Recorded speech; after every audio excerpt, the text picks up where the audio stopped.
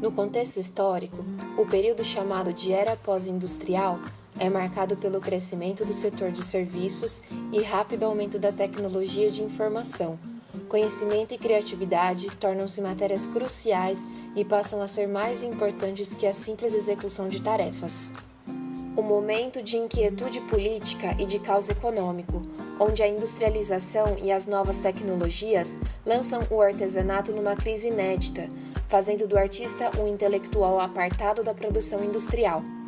Enquanto que na sociedade industrial, os recursos principais são os meios de produção, matérias-primas e produtividade, na sociedade pós-industrial, tais recursos são a inteligência, o conhecimento, a criatividade, as informações, os laboratórios científicos e culturais. Na história da arte europeia, o surgimento das academias de arte tem papel decisivo na alteração do status do artista. Não mais artesãos das guildas e corporações, os artistas são considerados teóricos e intelectuais a merecer formação especializada. Na segunda metade do século XIX, na Inglaterra, teóricos e artistas reunidos no Arts and Crafts reafirmam a importância do trabalho artesanal diante da mecanização industrial e da produção em massa. Era necessário estreitar o laço entre o artista individual e a máquina, formando pessoas como artistas e como artesãos. O movimento, que é liderado por William Morris, lança-se na recriação das artes manuais em plena era industrial. A associação entre arte, artesanato e indústria está no coração da experiência da Bauhaus, fundada em 1919.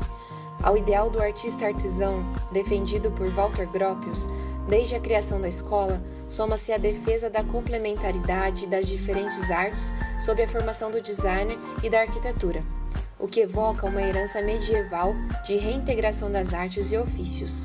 A proposta de Gropius para a Bauhaus relaciona-se à formação de novas gerações de artistas de acordo com o ideal de sociedade democrática, onde não há hierarquias, somente funções complementares.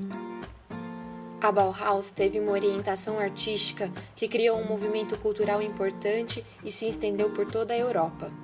Walter Gropius era um grande agitador cultural, igual ao seu contemporâneo Le Corbusier. Arquiteto, urbanista, escultor e pintor, Le Corbusier é considerado um dos mais importantes arquitetos do século XX. Difundiu as bases do movimento moderno de características funcionalistas, envolvendo uma nova forma de enxergar a arquitetura. Baseado nas necessidades humanas, revolucionou, juntamente com a atuação da Bauhaus na Alemanha, a cultura arquitetônica do mundo inteiro. A sua influência estendeu-se principalmente ao urbanismo. Sendo dos primeiros a compreender as transformações que o automóvel exigiria no planejamento urbano, começou a imaginar a cidade sob influência da tecnologia. Propôs uma solução para o centro de Paris entre 1922 e 1925, o Plano Voisin. Foi um projeto não concretizado, financiado por uma empresa automobilística que defende a necessidade de separação entre os usos, grandes áreas livres, unidades de vizinhança e separação entre veículos e pedestres. Projetado para conter meios eficientes de transporte, bem como uma abundância de espaços verdes e luz solar, a cidade do futuro de Le Corbusier não só almejava oferecer uma vida melhor aos residentes, mas contribuir para criar uma sociedade melhor. Embora radical, rigorosa e quase totalitária na sua ordem e padronização, os princípios propostos por Le Corbusier tiveram extensa influência sobre o planejamento urbano moderno, levando ao desenvolvimento de novas tipologias de habitação de alta densidade. Propõe a construção de um centro comercial com torres isoladas. Essas torres seriam dispostas em um plano ortogonal, ocupando uma grande área do centro da capital francesa, à margem direita do rio Siena. Esse plano possuiria apenas 2 artérias de circulação, que possibilitaria o trânsito de automóveis, e as demais áreas do centro seriam de circulação exclusiva para pedestres. São 18 torres de escritórios envidraçados de 180 metros de altura, em forma de cruz, colocados de forma revezada entre eles, em um enorme espaço verde do parque. Os bairros habitacionais contariam com edifícios de apartamentos pré-fabricados, atingindo uma altura de 50 metros e funcionariam como uma vila vertical. Instalações de restaurantes e lavanderias ficariam no piso térreo, um jardim de infância e uma piscina na cobertura. Entre os blocos existiriam parques, proporcionando aos residentes um máximo de luz natural, um mínimo de ruído e instalações de lazer logo à porta. Quanto às preocupações com o nivelamento do bairro histórico, Le Corbusier insistiu que as melhores arquiteturas do distrito seriam salvos. Sua ideia também incluiu deixando monumentos, de alguma forma isolados. A princípio, não foi para destruir o passado, mas para reconstruí-lo. Cerca de 40 hectares de terra iriam limpar na margem direita do Sena.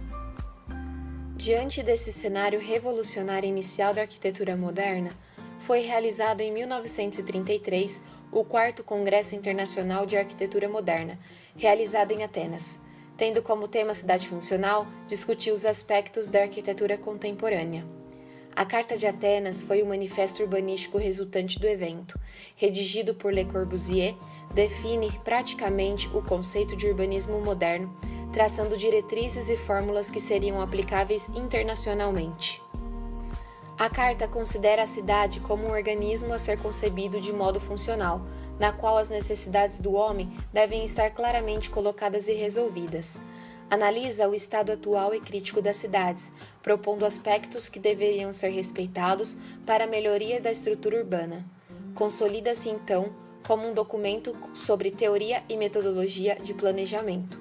Considera-se que combina 4 funções básicas do urbanismo: habitação, trabalho, diversão e circulação. Com considerações sobre as habitações, o lazer, o trabalho, a circulação e o patrimônio histórico das cidades, a Carta prega, entre outros pontos, a separação das áreas residenciais, de lazer e trabalho, através da setorização das áreas e de um planejamento do uso do solo. A implantação do zoneamento, através da separação de usos em zonas distintas, evita o conflito de usos compatíveis, a submissão da propriedade privada do solo urbano aos interesses coletivos, a verticalização dos edifícios situados em amplas áreas verdes, a industrialização dos componentes e a padronização das construções. O plano reserva aos setores habitacionais as melhores localidades urbanas e determina limites em sua densidade, de modo a evitar problemas futuros. A melhoria da qualidade de vida destaca-se como um item de grande importância, de modo que pregam que cada moradia deve receber insolação mínima, por direito. Os locais de trabalho e moradia devem ficar próximos e as indústrias devem se concentrar em vias lineares, de modo que os setores industriais e habitacionais sejam separados por zonas verdes. Trata ainda do patrimônio histórico das cidades, decretando que os valores arquitetônicos devem ser mantidos, respeitando-se a personalidade e o passado próprio da cidade. A partir daí, um novo movimento moderno ganha espaço de uma maneira expressiva nas discussões sobre o planejamento urbano aos moldes da Carta de Atenas e sob influência dos capacitados arquitetos e urbanistas atuantes do século XX.